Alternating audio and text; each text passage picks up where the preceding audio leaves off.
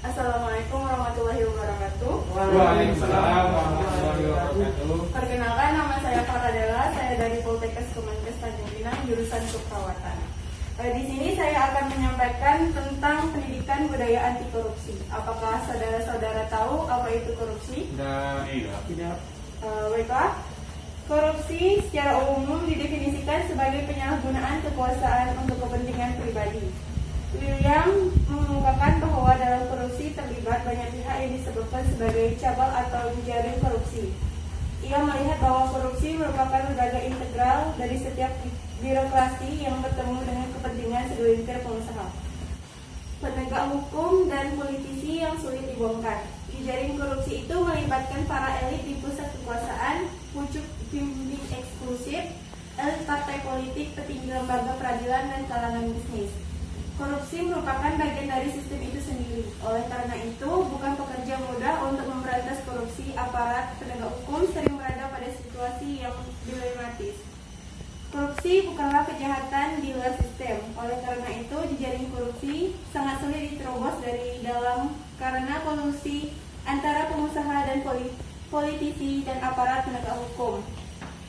Korupsi dan dalam Black Law adalah sesuatu perbuatan yang dilakukan dengan maksud untuk memberikan suatu keuntungan yang tidak sesuai dengan kewajiban resmi dan hak-hak dari pihak-pihak lain. Faktor yang menyebabkan korupsi. Ada beberapa faktor yang menyebabkan korupsi.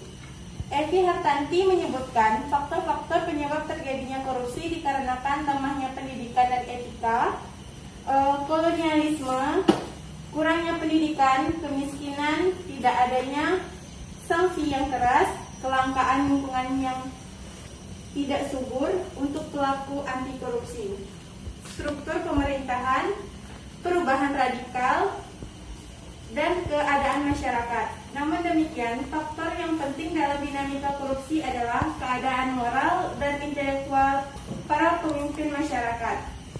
Menurut Luhut, perilaku koruptif yang terjadi pada semua penegak hukum bukan karena moral yang rendah, namun sebagai akibat terjadinya demoralisasi dari para penegak hukum itu sendiri. Akibatnya, menerima uang secara tidak halal menurut persepsi mereka bukanlah sesuatu yang aneh lagi, akan tetapi menjadi suatu keharusan untuk mereka lakukan.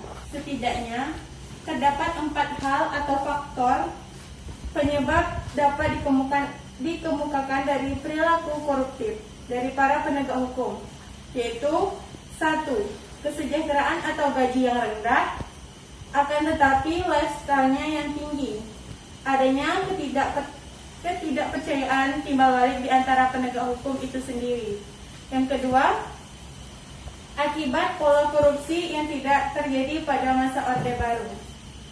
Yang ketiga, tidak adanya standar profesi bagi advokat. Peran aktif masyarakat dalam pemberantasan korupsi.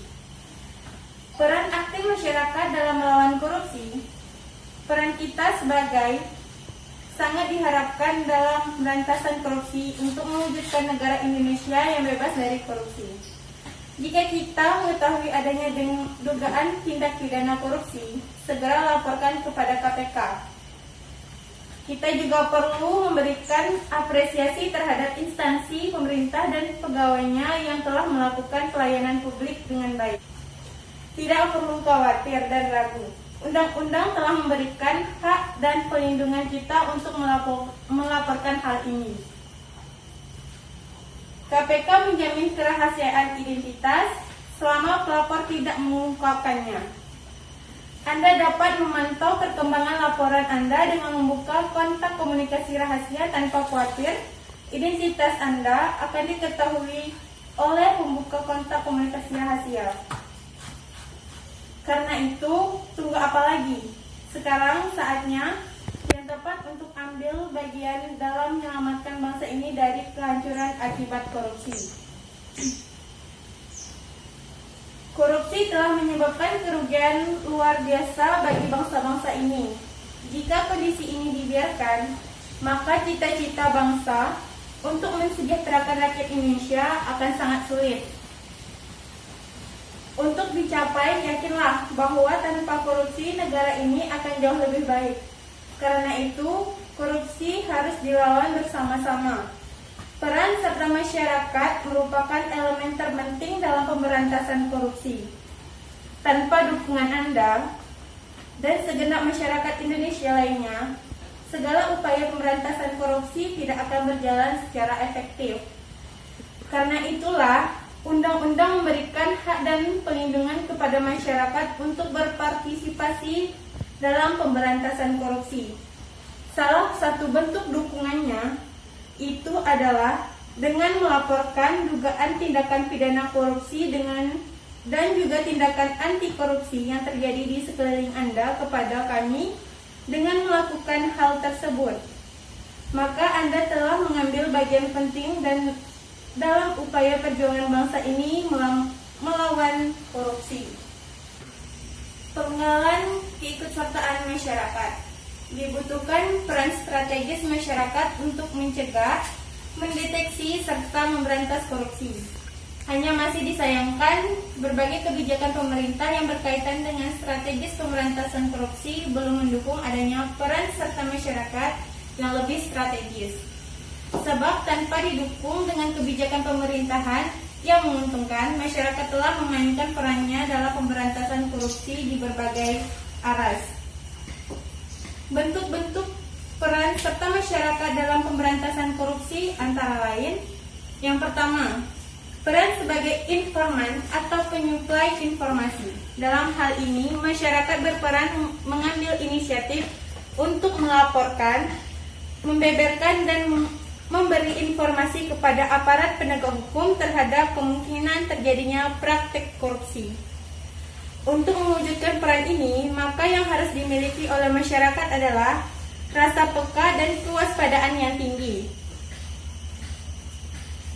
terhadap proses penyelenggaraan pemerintahan daerah dan pembangunan.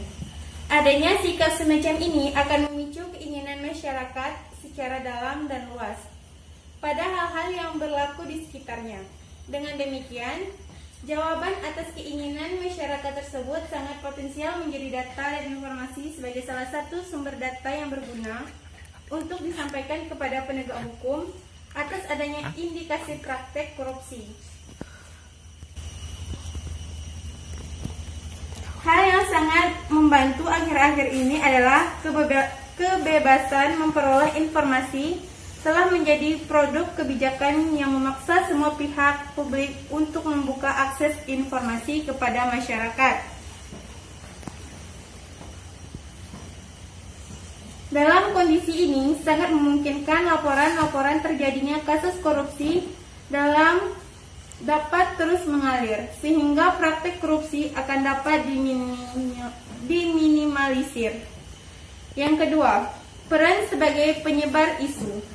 Sudah bukan rahasia umum lagi kalau prioritas penanganan kasus-kasus pelanggaran hukum yang akan ada kaitannya dengan korupsi di negara ini tergantung pada seberapa luas isu dugaan korupsi itu menyebar dan sejauh mana media memberitakan. Dalam berkaitan ini, masyarakat berperan sebagai pemicu atau penyebar isu. Strategi ini menjadi sangat penting untuk membentuk opini atau persiapan masyarakat bahwa di satu tempat diduga kuat terjadi praktek korupsi. Sekaligus sebagai respon atas rendahnya inisiatif aparat penegak hukum dalam membongkar kasus-kasus korupsi. Kebukuan ini perlu diterobos dengan memberikan informasi adanya dugaan korupsi kepada media massa supaya diketahui masyarakat luas. Situasi ini diharapkan akan dapat memaksa aparat penegak hukum untuk melakukan tindakan-tindakan yang konkret. Strategi ini memang beresiko, misalnya dituntut untuk pencemaran nama baik, namun upaya itu tetap tidak bisa ditinggalkan. Ketiga, peran sebagai pengawas. Tidak jarang bila laporan masyarakat tentang terjadinya kasus korupsi sering tidak ditanggapi dengan baik oleh aparat penegak hukum. Penegak hukum seringkali beranggapan bahwa informasi atau data yang disampaikan oleh masyarakat semata-mata sebagai alat untuk memeras.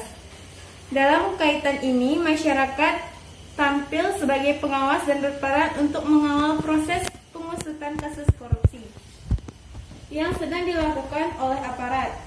Kegiatan unjuk rasa dengan mendapatkan diskusi publik, audiensi, dan lain sebagainya merupakan sarana yang kerap digunakan kelompok masyarakat untuk mendorong percepatan penanganan korupsi.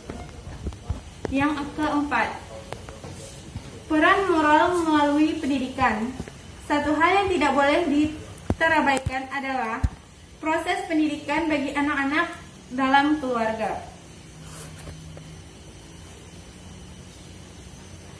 Perilaku korupsi pada prinsip tidak dapat dipisahkan dengan kualitas moral para pejabat publik pelaku korupsi.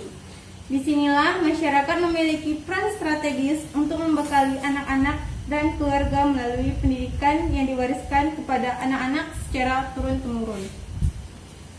Melalui pendidikan karakter yang baik sejak usia dini, terutama dalam keluarga, dapat diharapkan kelak anak-anak menjadi orang dewasa yang tidak mudah tergoda dengan sikap dan perilaku korupsi.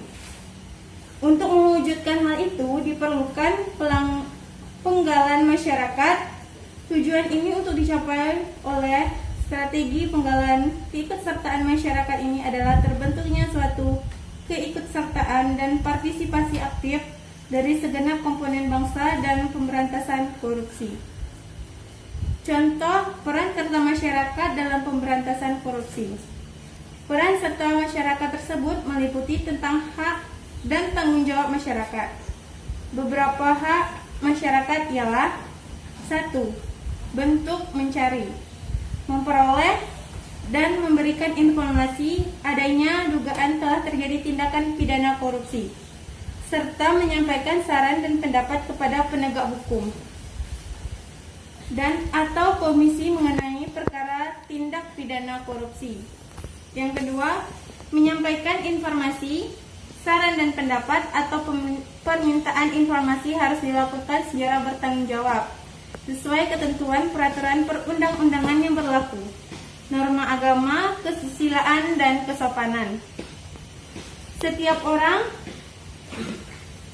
organisasi masyarakat atau lembaga swadaya masyarakat berhak atas perlindungan hukum baik mengenai status hukum maupun rasa aman.